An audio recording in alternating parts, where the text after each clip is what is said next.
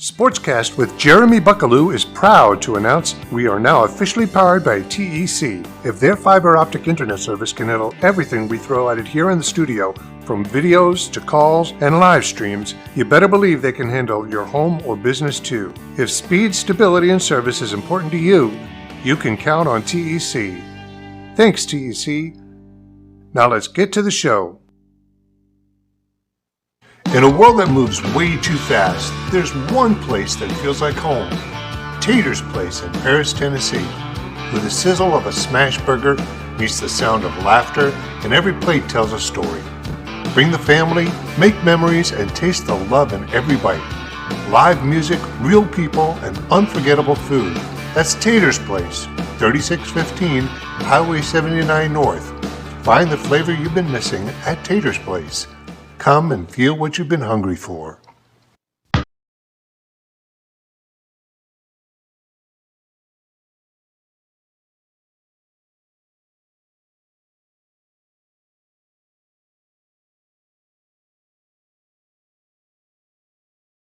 Are you looking for a fence that gives you peace of mind?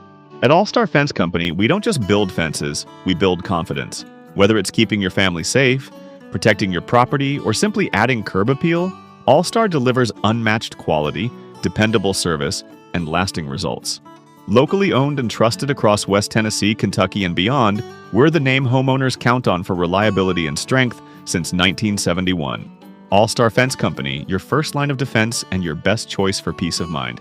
Visit allstarfenceandsupply.com today.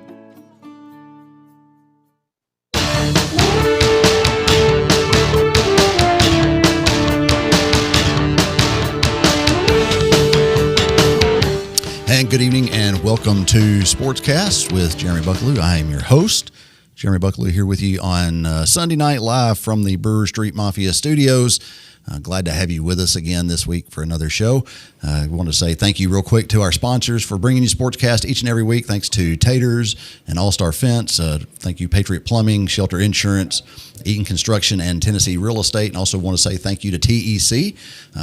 All the internet here in the office now, or in the studio, is brought to you by TEC, and we appreciate them and all the work that they've done to get us up and going here from the Brewer Street Mafia studios. And again, glad you're with us tonight. Got a good show talking about a sport that was near and dear to me growing up. And got Christopher Kirby here with us tonight from the Henry County Fall Ball league that they're getting started up, and he's going to tell us a lot about it and what's going on with that, and just excited about having him on. Chris, welcome to SportsCast. Glad to have you on tonight with us. Greatly appreciate it. You just got back from vacation, so you're rested and ready to hit the week strong, I guess, and back to work, right? Well, I went to work on Friday and coming back Thursday night, went back to work on Friday, so it's back to it. Sometimes you just got to do what you got to do, right? Yes, sir. Start each and every show with the best thing you've seen this week. What's the best thing that you saw this week? Well, besides the sunrise that you and I talked about and the sunset on vacation, when we had sign-ups after I come back after vacation, we had a good turnout, and it got me really excited and enthused. And these kids are excited because I had a lot of people, parents say, "Hey, I'm glad you're bringing fall ball back." And I'm like, well, it's just something I decided to do. It's been going on, in years past, but it's not happened here lately. But I thought, let's do it again. Sure. For mine, I guess, is one that I debated all week about what mine was going to be, and then kind of had my mind made up for me. Of course, last week we had Katie Freeman and Adam Jenkins on the show, and they are in St. Louis competing in the Reebok Nationals over there. Adam's squad, the Henry County Havoc, went 2-1 in pool play, and then got put out earlier today, and so their season comes to an end. They had a great run, and congratulations to them for all their accomplishments. But want to say, just saw on Facebook where KD had posted that the 7th grade Heat girls team have won their bracket in the Reebok Invitational, so they are the champions for the 7th grade division. Aubrey Flowers was named MVP of that tournament or the game, and so congratulations to the 7th grade Paris Heat girls squad for winning the Reebok Invitation. I think the 15 and under boys Paris Heat squad plays tonight. Maybe playing right now, as a matter of fact. I think they were supposed to tip off at 7:20 in the championship game for their bracket. So once again, they're over there in St. Louis representing Henry County well, and proud of them for all of their accomplishments, regardless how it turns out tonight. But again, 7th grade girls win the Reebok Invitational Championship, so congratulations to them. May have to see about getting those young ladies on this show to talk about that. For sure, those people, those kids that play basketball, especially with Adam and KD, they put their work in, and it's well deserved. So let's, Chris, you and I you've been involved in Henry County sports for a really long time. We moved back here. Of course, I grew up here in Henry County, but lived in Dixon for a little while. But then when Whitney and I moved back, just jumped right back into being involved in CAPS and soccer and all that kind of stuff that is offered here. And I have seen you out there since 2009. So to tell us, for the folks who don't know you, tell us a little bit about yourself, your upbringing, where you grew up, stuff you played, and then talk about your involvement with all of those programs. Well, actually, I'm native from Nashville. Okay. I grew up in Goodlettsville, which I don't know how many people know, but they're pretty stout in baseball. Made it to the Little League World Series that year, yes, right? They've been, and they're working their way there now, just as we speak. So that's where I grew up. Went to Hunters Lane High School, graduated in 92. I didn't play school ball, but I played in the rec league. I had some very influential coaches, both baseball, basketball, football, anything I did. And then going back to the baseball for what gave me the love of the game is one of my coaches, Enos Moore. Of course, he's long passed, but his son, Chris Moore, we grew up together and we play ball. Mm-hmm. And he coached me in football and coached me in baseball. And he was hard-nosed. He was like, you can't get away with much yelling. But back then, he'd jerk you, and he would be like, hey. It was a different time back then. Yes, it was a different time.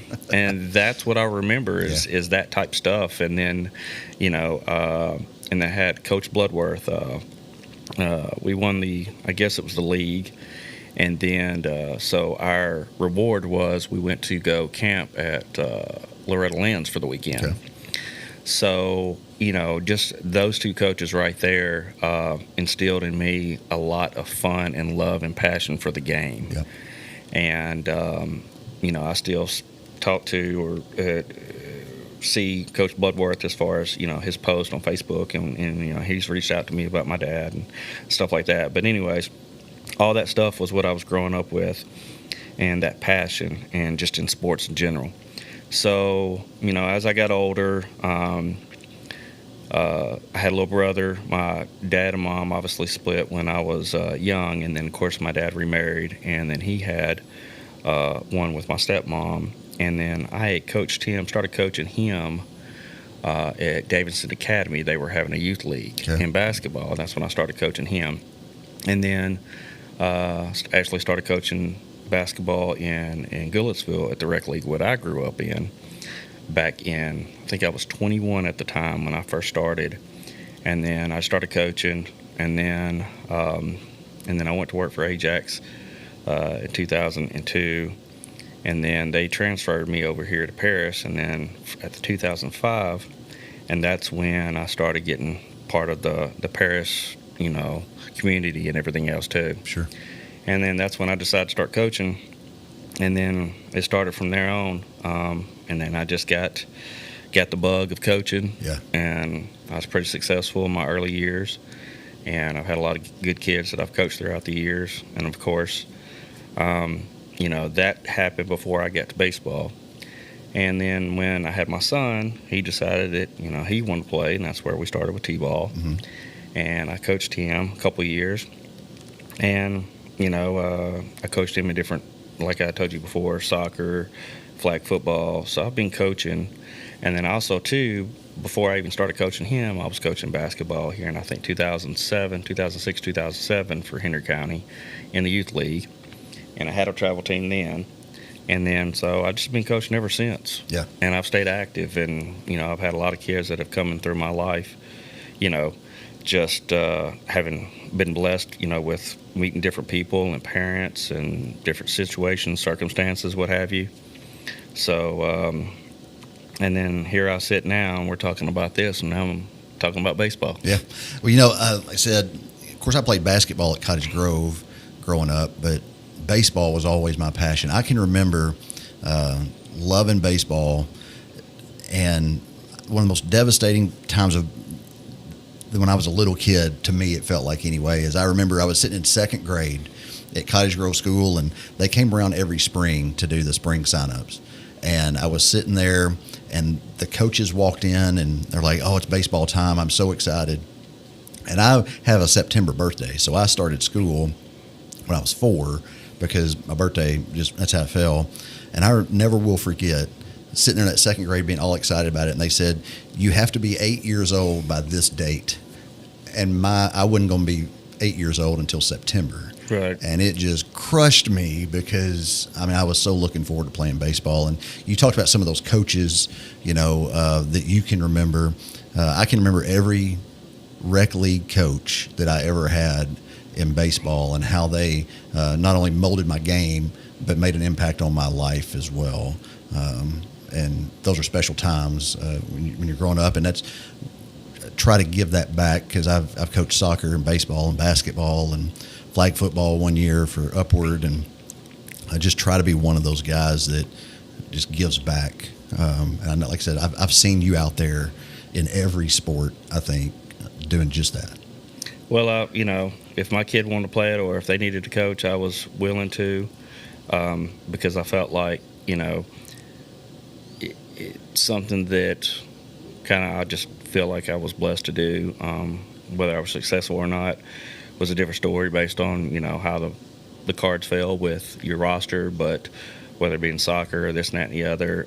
But I've enjoyed every minute of it, whatever sport it's ever been. Sure. Do you have a favorite moment from coaching that sticks out to you? Well, I have quite a few. Actually, this past season, we had a kid named Noah Watson. I just chose him to play catcher in the rookie league, and that's really, you got a few kids that want to try to play catcher, but it's really hard position because it's a lot of effort and a lot of throwing the ball back and stopping it and this, that, and the other. And there was of course, anything that's hit above the head on a foul ball, they can catch and get an out. And man, there was a perfect one, and there'd been a few that he'd missed, but they were way out. But this one's basically straight up, and he caught it, and it was just like, it was a beautiful thing, and it was the last out. And he come running, and I just grabbed him up, and he just made me so proud. And I was like, this is the reason why I coach, is because I want to see moments like this. Sure. And, and then you see, kids come around and just have a special talent. Some kids have to work for it, and some just have a natural talent. And it's just a matter of what you can push to get out of them. Yeah. So. When I remember being in Dixon, I coached my son's soccer squad, and I don't remember the age group, but we were like 7 or 8, and they didn't have enough kids signed up for the 9-year-old division. And so the guy who was over the program called me one night and was like, "Hey, look, we don't have enough squads to make a 9-year-old group. We need one more team. Would your team be willing to play up in the 9-year-old division, even though they're all 7 and 8-year-olds?" So I talked to my parents about it, and they were like, "Yeah, let's do it." And kind of what we had talked about before, the development will come with playing the better competition and all that kind of stuff. And so we played up and got our butts kicked every game except the last one. We just happened to tie, I remember. But then the next year, when those squads that we were supposed to be playing came along and they had enough kids to play, they had started this end-of-the-year tournament, and there was that one team, and you don't have this problem, I know, but there was that one team that we could never get past. You know what I mean? And even in the regular season, we'd either tie them or it'd be like a 3-2 game, something like that. And come tournament time, we won that tournament. And just seeing how happy those boys were because of the hard work that they had done the year prior, and it didn't exactly pan out for them like they had wanted it to, but it made us better in the long run and ended up winning that tournament. That was an exciting time for them. But you're right in that when you see something like that, and I know we're going to talk about the fall ball here in just a bit, but that you're trying to develop skills at this point, right? Like you're not out here trying to make the next MLB superstar. You're just trying to teach kids a game, whether that be basketball, soccer, baseball, whatever it is you're coaching at the time. And yes, sir. I just want them to, if they want to learn it, I want to teach it. Sure. Some kids you can push them if they want to be pushed, and some that you can't. And that's kind of the boundary. You got to know what you can get out of them. Right. And then, some kids are just, I've had kids where, can I sit on the bench this inning? I don't want to go out there. And it's like, what? I would kill to get out there and play on the field and do this and that to you. But you just have those kids. And, it's just like I said, it's just the passion, the love of the game and coaching and the little things that you can teach them to make them better, not only just in the skill-wise, just learning the obstacles. If you can overcome obstacles in life, these are life-building lessons. Right. Well, and too,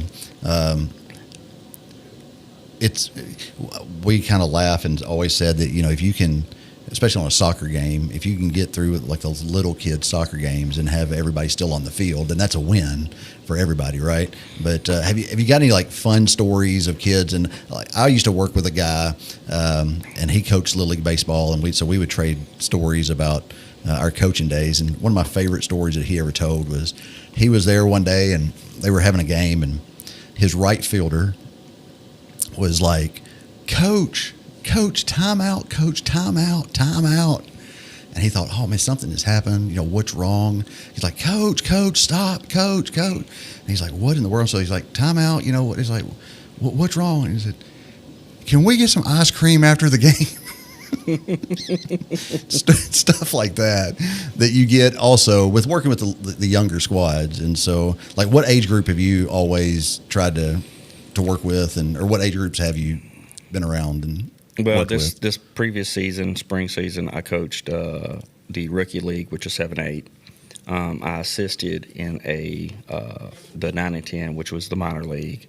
I really didn't assist. I was there for the first few practices, and then all my time was taken up by the rookie league team, and then I also coached a major league team. They didn't have a coach, and I told them I'll coach 10 teams. If you can figure out a schedule, I don't care. Just tell me what I got to do. Talk about that for a second, because go ahead, finish your story, but I want to come back to that. So, they reached out to me. And I said, look, if you can make the schedule work to where I can be at each game, because I don't want to, and of course, so I said, okay.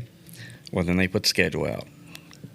First game, the same time, both games. Yeah. I said, this is not going to work. I can't be at two fields at the same time. Right. So they redid the schedule. Of course, I was bowling at that time too, which I bowl as well on Monday nights, and did the winter league. So I was like, we can't play any games on Monday nights. These are my demands. And then I was like, you need to fix this. So they did, and they were willing, and they understood. And so it all worked out, and we just went on with it. And then with me coaching the major league team, it was a lot easier, obviously. Still at that point, you're still working with kids that, whether it be pitching, catching, playing any spot. I had the chance to work with a couple, at least one kid that I had coached in basketball once before, and then had some new people that I was coaching in pitching. And they were wanting to be like, oh, Coach, can I throw a curve? And I'm like, look, you're still working on your skills. If you can throw a curve, that's great. But we got to focus on getting the fastball down and you getting it over the plate. Throwing strikes is the main thing right now, right? That's right. Yeah. So, and I told him, I said, look, if you get ahead of the count and you get 2 strikes on them, then you can throw a curve after that. I said, but if you can't do that, don't be throwing curves. I said, because, you're still learning in this whole process too, even at your age, because it's a mature thing to do, is to go out there and listen to your coach, right, because he's trying to teach you and trying to tell you to prevent yourself from getting hurt and everything else too. And of course you see, other kids, well, I can do this and I can do that. So you got that whole, well, I want to be like this person. right. I want to be like that. And it's like, look, we're still teaching you. Yeah. A little healthy competition goes a long way, but right. at the same time, you kind of got to know your limits and what you can do. So what was that previous? Well, I was going to, the coaching, you're talking about coaching, and I guess out at McNeil, you could just stand between on the walkway, the 2 fields, and just coach at the same time. But right, I'm loud enough. Everybody hears me. And I've been. I told wasn't going to say that, but yeah. I've been told that when I was coaching one, I guess it was the major league, the minor league teams, and there was a kid on there on one of the teams that I'm going to talk about.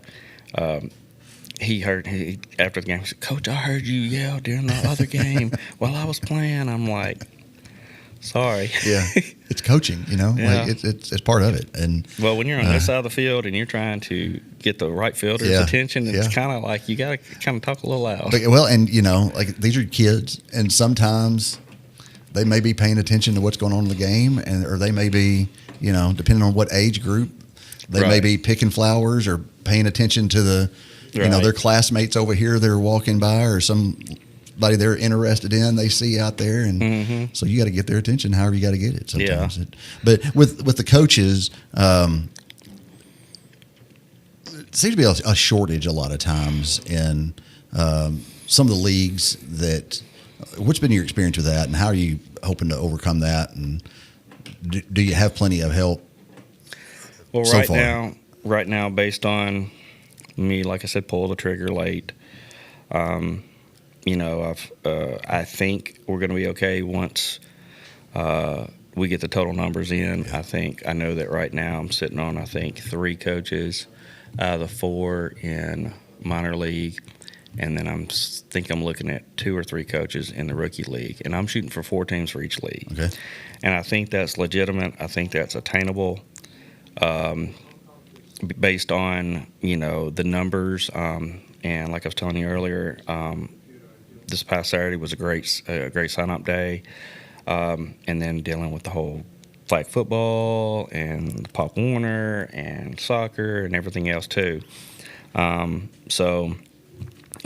me trying to work around the schedules and everything else too. So I think based on a few of the kids and parents that I've talked to, said, hey, I couldn't make it to the first 2 sign-ups. I'll make it this time. And I was like, look, I'll figure out a way, So I just left sign-up forms at homes now, so they can go sign up throughout the week. If they can't make it on Saturday, and not that I was trying to make it hard, it's just I didn't want to put any more on homes because they've been great to us.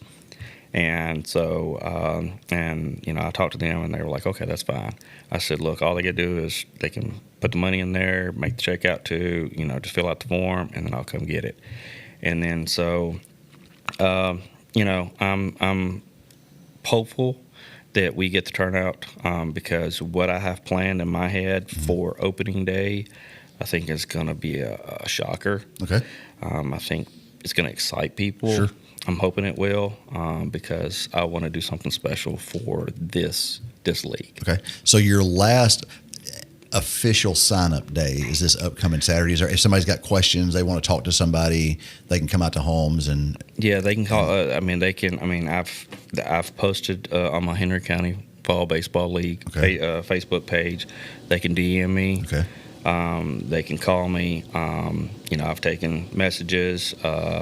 They've called Holmes while I was there Saturday.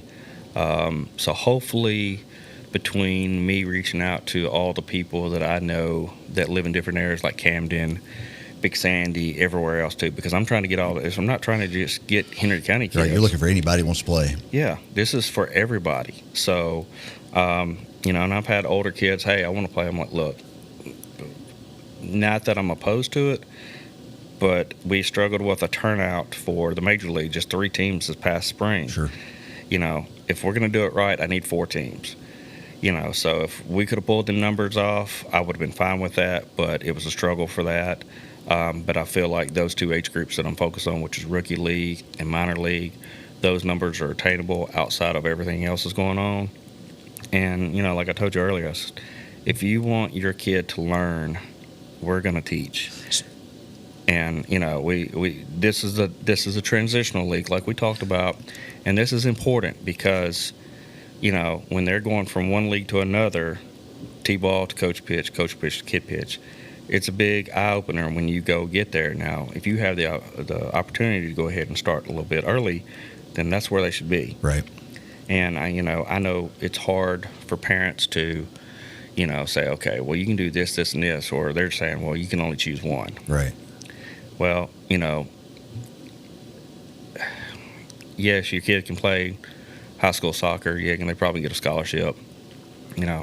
I don't know what the chances are, baseball scholarships versus soccer scholarships.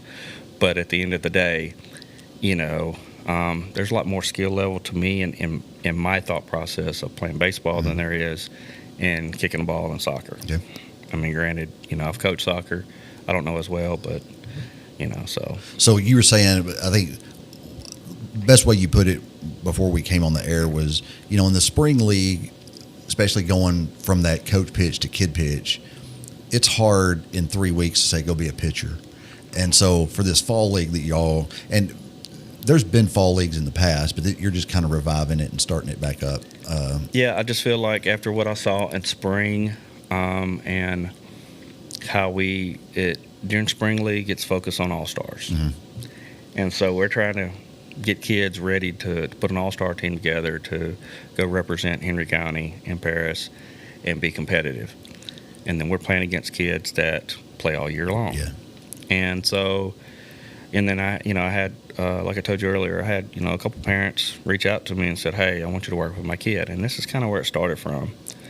And I was just like, okay, I'll do it.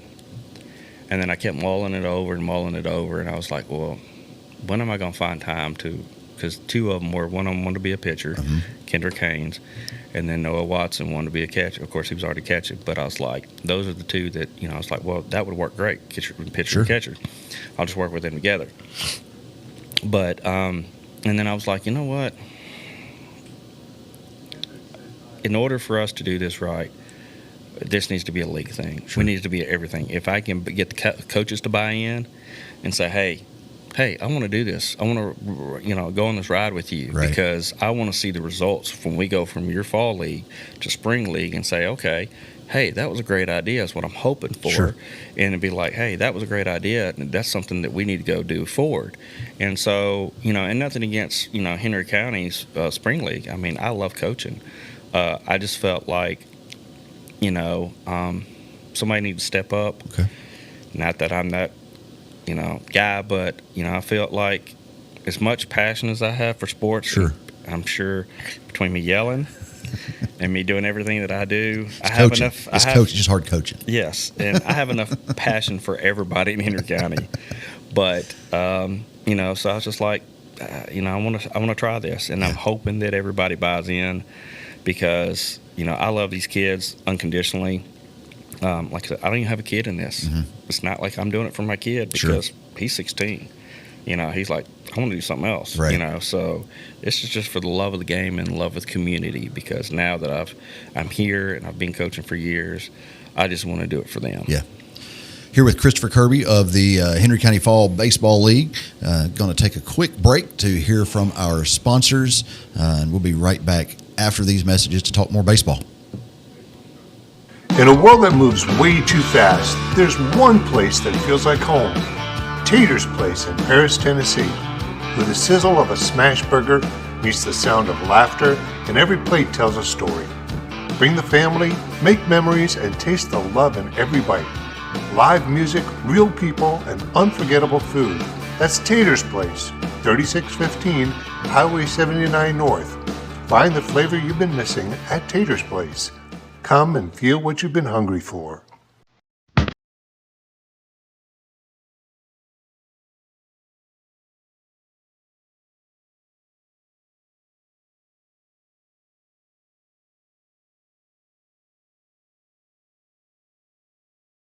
Are you looking for a fence that gives you peace of mind? At All Star Fence Company, we don't just build fences, we build confidence. Whether it's keeping your family safe, protecting your property, or simply adding curb appeal, All Star delivers unmatched quality, dependable service, and lasting results. Locally owned and trusted across West Tennessee, Kentucky, and beyond, we're the name homeowners count on for reliability and strength since 1971. All Star Fence Company, your first line of defense and your best choice for peace of mind. Visit allstarfenceandsupply.com today. Live back here on SportsCast with Jeremy Buckelew. Got some exciting stuff coming up this week. Want to remind you about. Don't forget Mike Weatherford's show this week. The Mike Weatherford Show. He is going to be doing kind of a call in and just remembering our friend Junior Staggs. And so that'll be Tuesday night here live at the studio at 7 o'clock. As Mike has some folks in, I'm going to stop by and be here for a little while, if Mike will let me anyway, but hopefully he will. But just like I said, remembering Junior and everything he did for this community. And if you've got a good story, you can stop by or call in and share that story. But that's going to be the Mike Weatherford Show this week, Tuesday night at 7 o'clock. And then also don't forget on Saturday night out at the Breakers, Ryan Larkin will be there. Jamming for Junior, a night of music in remembrance with Dawson Stiegel and Ryan Larkins. That will begin at 7 o'clock, and all the proceeds from that show for ticket sales will go 100% to the Staggs family in Junior's memory. And so I encourage you, $200 donation for a table of 6 or $20 per person. And so get you a table or just go out to the Breakers this Saturday night, try to sell that out best we can, and that'll be July 26th, starting at 7 o'clock with Ryan Larkins and Dawson Stiegel out at the Breakers, remembering Junior out there this weekend. And again, just it's hard to put into words everything he did for our community. And Junior's one of those guys that he wasn't even from Henry County. He was a Wayne County boy and just came up here and loved Henry County and got involved. And so just both Tuesday night and Saturday night going to be a time to remember Junior and everything that he did for Henry County. And then next week's show is going to be, it's a pre-recorded one. I'm going to be out of town next week, but we were fortunate to have Jack Todd and Chase Cameron in here. We were hoping to have Jamerson McLean, but he was unable to make it. So we've got a pre-recorded show with Jack Todd and Chase Cameron talking about Henry County baseball, the Patriots. And so that will be next Sunday night, regular time, right here on the SportsCast with Jeremy Buckelew Facebook page. You don't want to miss it. It was a good, fun conversation. And no offense, Christopher, but the best dressed guest I've had all week, you're going to see next week on SportsCast with Jeremy Buckelew. And so, but it was a fun show. Had a great conversation with those guys talking about their time as Patriots and what is coming next for them in their baseball careers. So be sure to tune into that next Sunday night at 7:30 right here on the SportsCast with Jeremy Buckelew Facebook page. So tonight, talking with Christopher Kirby about the Henry County Fall Ball League that he is revamping and starting back up. And so what age groups are we looking at for fall ball this year? For now, for the fall ball, for this season, it's going to be 7-8-year-olds for the rookie league and 9 and 10. Now, that being said, if your kid is 10 right now and going to turn 11 between now and, let's just say, November, December, they can still play, even though that they're moving up, only because that those numbers have kind of been skewed a little bit for us, like what we talked about before. And just like I had talked to a few parents, those kids that are 6 that are actually moving up next year, but they're 6 and going to be 7 in the next few months, and they're still moving up. I'd rather them go ahead and start playing coach pitch now, so that way they can get ahead of the curve for next year. So it's a true 7, 8, 9, 10, but like I said, we still have to go by Cal Ripken rules, but to some extent, I have a little bit more flexibility with that. because we're not. I mean, this is, like I said, a transitional league. We're not trying to put an all-star team together, Right. and everything else. So is just, I know you've said it, and just to clarify again, the purpose of this league, kind of how we talked about it, is to just build those fundamentals, right? Like this is like you're trying to work with kids so that when spring ball and all-stars and all of that comes into the picture, it's like you're not trying to start from point zero. Now, you'll still have those kids, and you're more than willing to work with them and get them where they need to be. But this is just an opportunity for kids who love baseball and want to play it to jump in there in the fall rather than having to wait to spring to work on some fundamentals and stuff like that.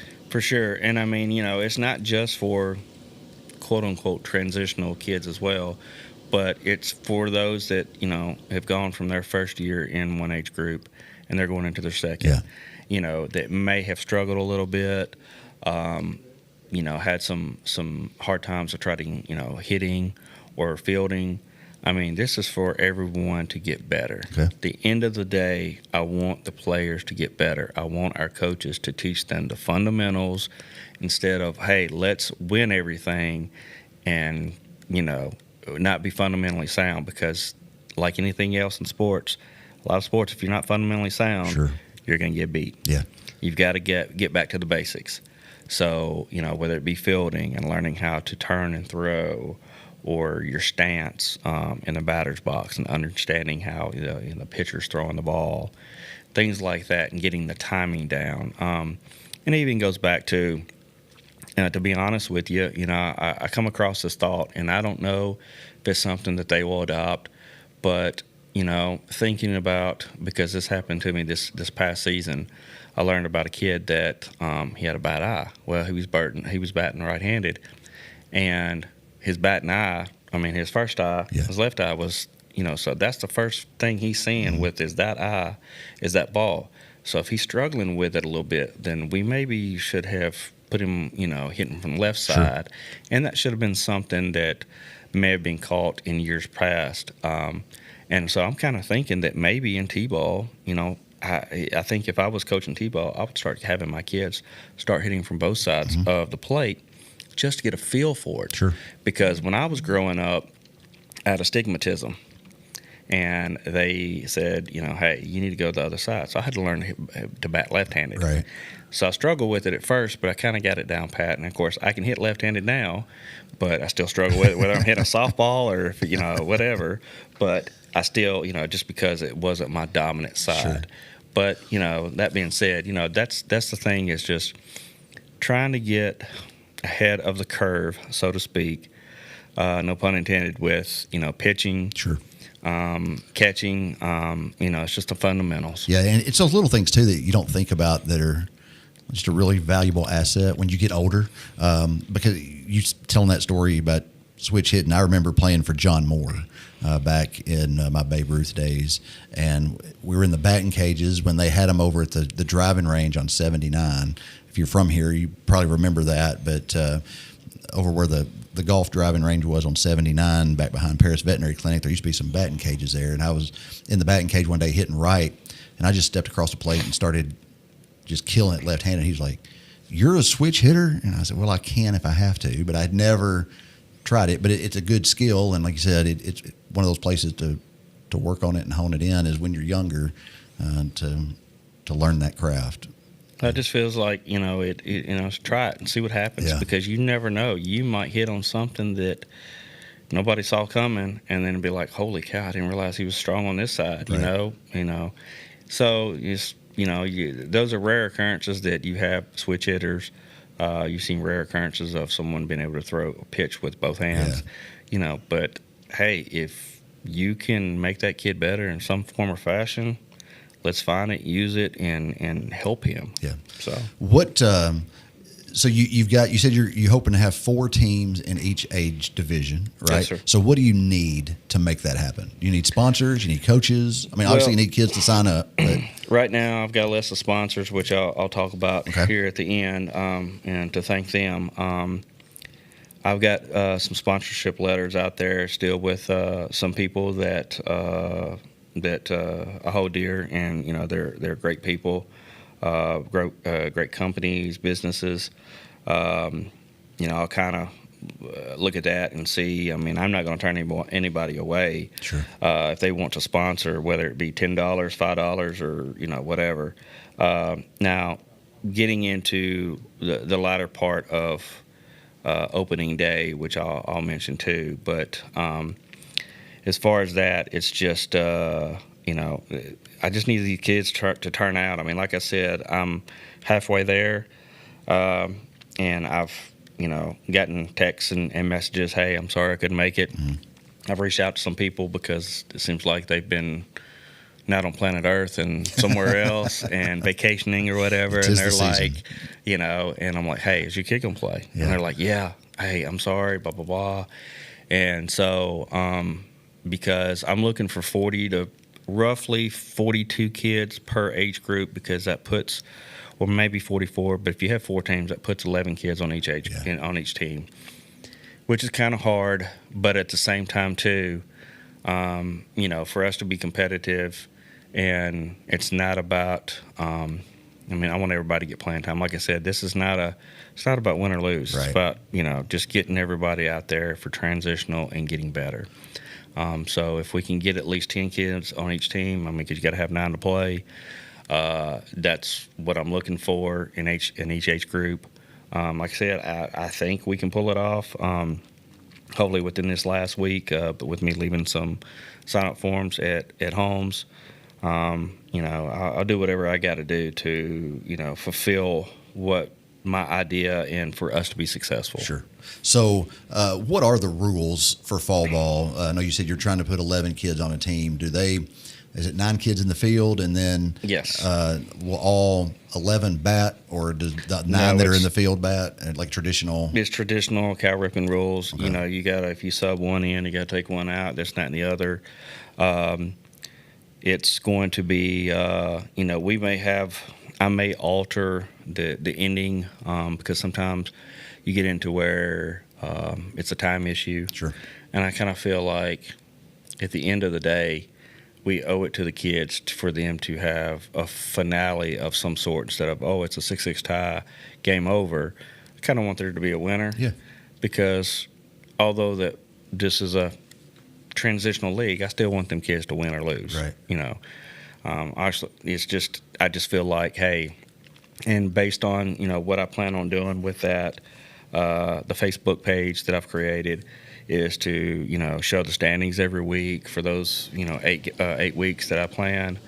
And, I want to put a lot into this, not just the kids showing up, but the whole thing about this. Yeah. So that Facebook page, we've got it there on the screen, is just go to Facebook, and it's HC Fall Baseball, that you can follow along there and have all the announcements and the standings and whatnot.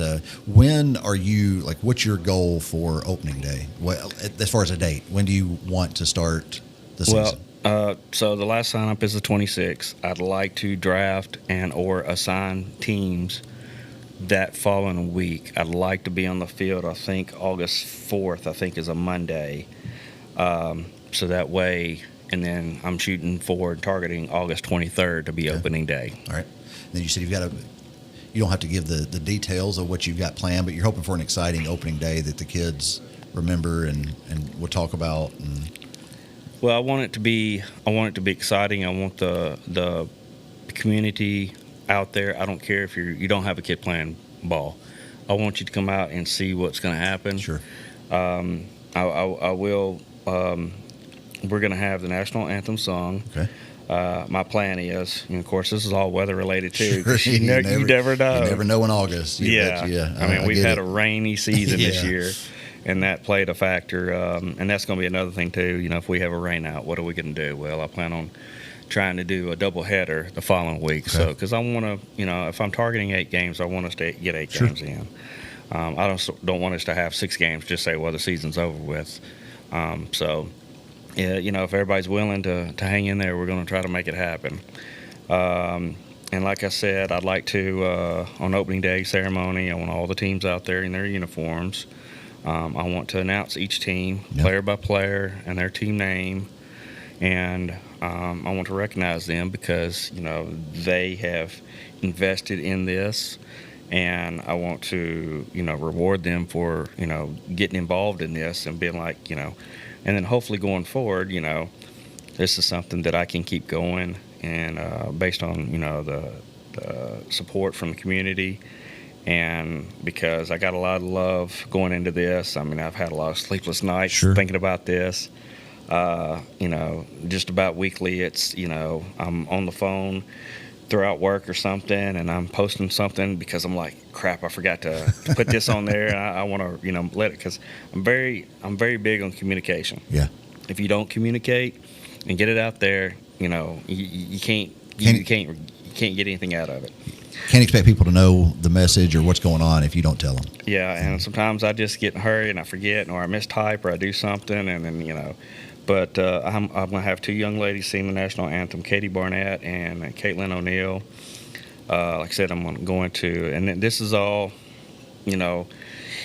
hoping to happen based on weather and everything going involved. And I just want this to be special. I want this to be something that, from the jerseys to the hats, I want them kids to be like, holy cow, this is so cool, and I couldn't do it without the sponsors making this happen. And, and obviously, the parents, I just want everybody to buy into it. I think it's going to be well worth it when it's all said and done with, and they realize that how cool this is. And, it can be something separate from spring, and it's just because I'm just trying something different. I'm not trying to buck the system. I'm just trying to put passion into it because it's my passion. That's what on the back of my shirt.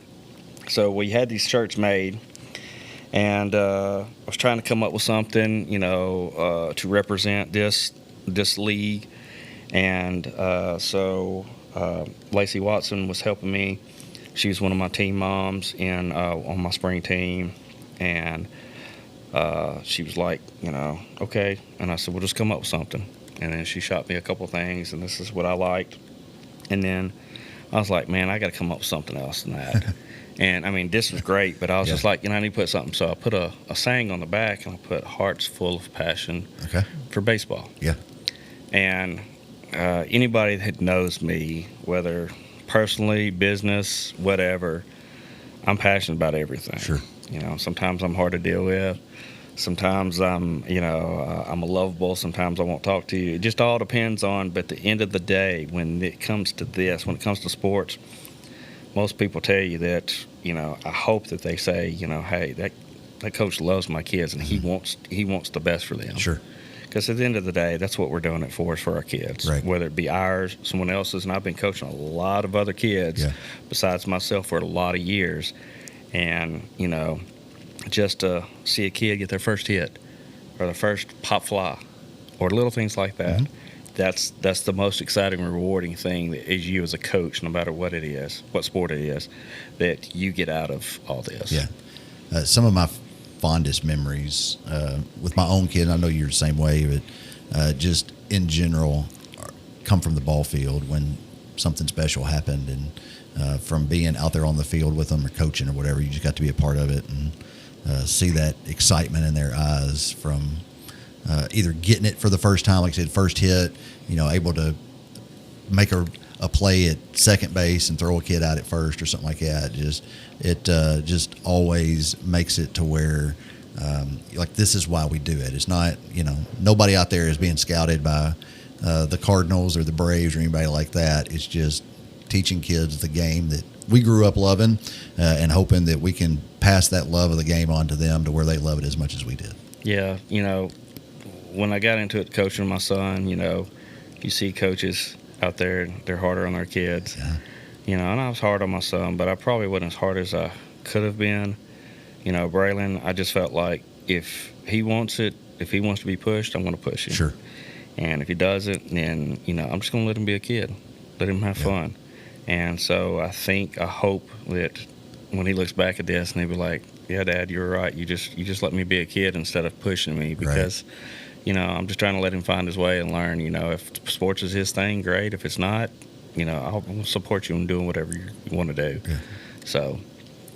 So again, Henry County Fall Baseball, if you want to sign up, then there are sign-up sheets out at Holmes Sporting Goods right now. You can go out and sign up for that right now if they wanted to, or last official sign-up day will be Saturday. What's the cost to play? It's $70 per child, okay. And then it's a $5 deduction if you have a sibling. So it goes to 65. I'm sorry, and then any sibling after that, after the first one, it's 65. I know we're probably a little higher than spring, but for what I think the product that we're going to put out as far as uniforms, and of course too, with us being separate from the spring league, there's different cost involved. So of course that's where a lot of obviously the sponsors are coming into play with this. But I think when it's all said and done with, I think this is going to be something that's memorable. Awesome. Talk about your sponsors real quick before we have to go.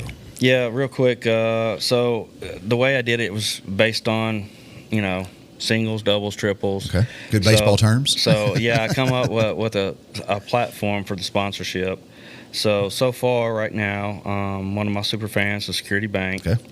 The Loft came in with a single. Double is All Temp. And then triples, Kirk's Market in Delhi. Okay. And then on the home run for now is the TNT Pizza Company. All right. Out the lake. Yep. You got Mike's Mufflers, which is a great guy to talk to. Partial to him here at the show for sure. Right. Of course, Tosh Farms. They're a big outfit here. I dealt with one of their guys. You got Stalker's Farm. He was one that was just added this past Saturday. He reached out to me when he signed his kids up, said, hey, I'm interested, I'm involved. And then Ajax Distributing. Okay. So if somebody does want to be a sponsor, just get in touch with you or through the Facebook page or your number. But probably through the Facebook page is the best way to say, hey, I want to talk to somebody about sponsoring a team or being one of these sponsors. Yes, sir. Okay. Anything else you want the fine folks of Henry County to know about Henry County Fall Baseball League?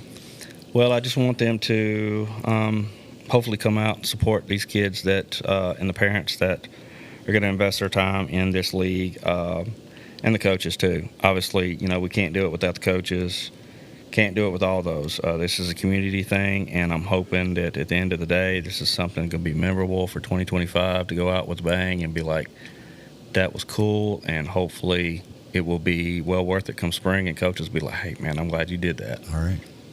Good deal. So we have some started this last week, and I kind of like it, but before we go, got some lightning round questions just off the top of your head. Are talking baseball this week, so these are all baseball themed. All right. So what's your favorite major league team growing up? Who were you a fan of? Well, I was, believe it or not, I was a White Sox fan only because I went to Comiskey Park. Okay. That was my only MLB trip with a friend of mine and his dad. And so I was a fan and hooked with Chicago White Sox. Yeah. So I was a Texas Rangers fan because I loved Nolan Ryan. Like I don't know why. He was an old man out there pitching when I was watching baseball, but I loved Nolan Ryan, and that made me a Texas Rangers fan. Bunt or swing away? If the third baseman's playing back, it all depends on strategy, right? That's what right. It's all strategy, and that's something that is going to be well taught with this year. Does it drive you crazy? Of course, they have that new major league rule where in extra innings, or certain leagues do it. I think anyway, they put a man on second with nobody out.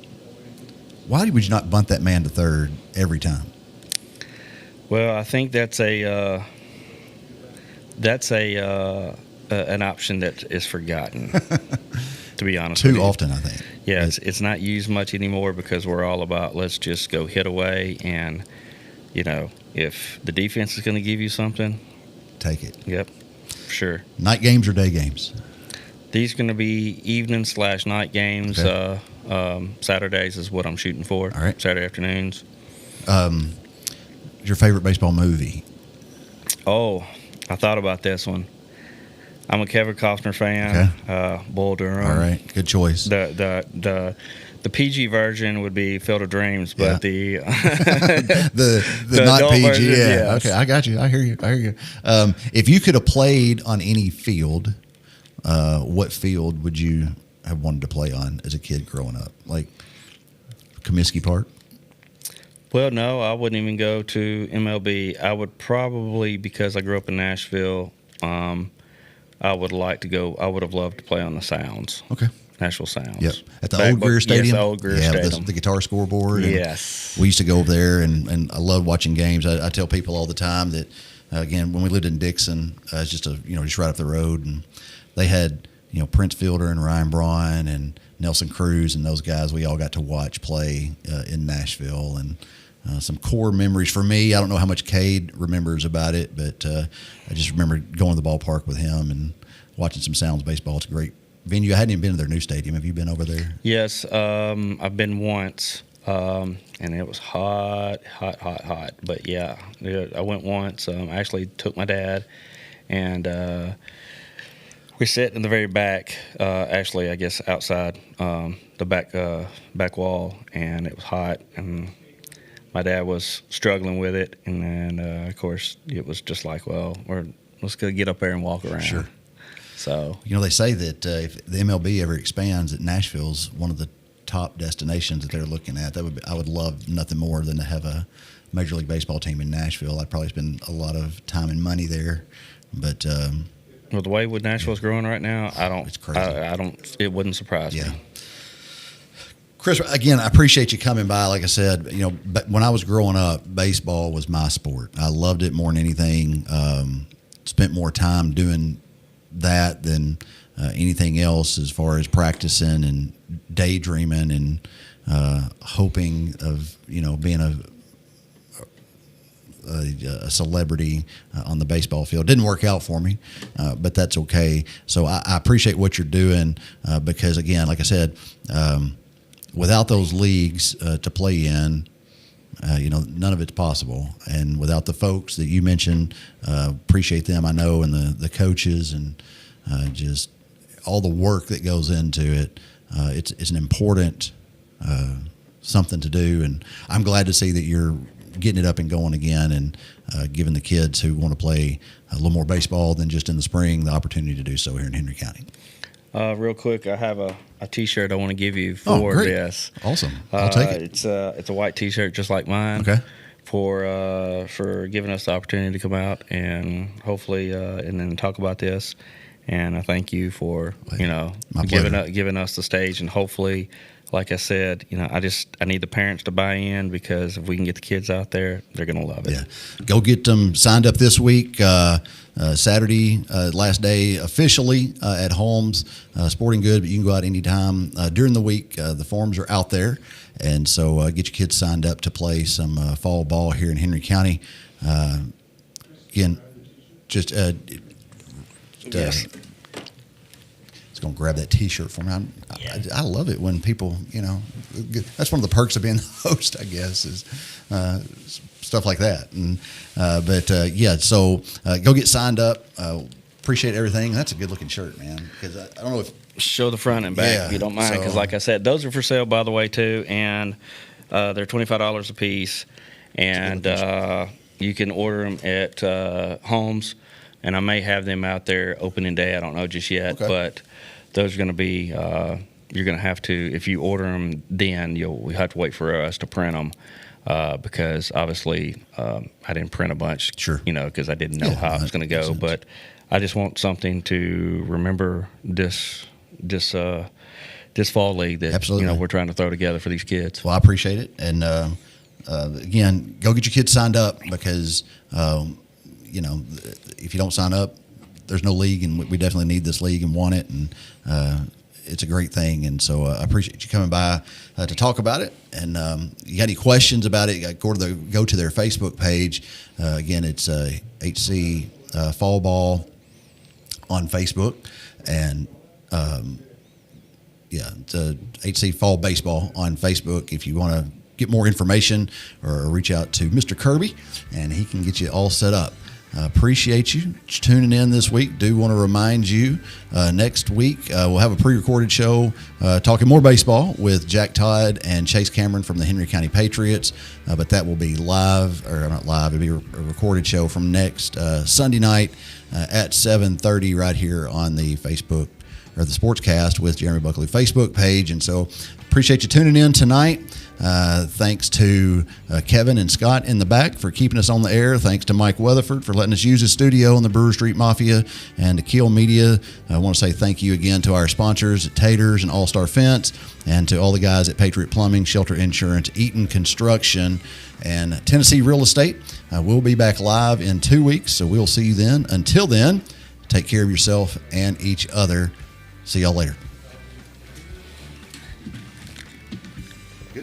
Yes, sir.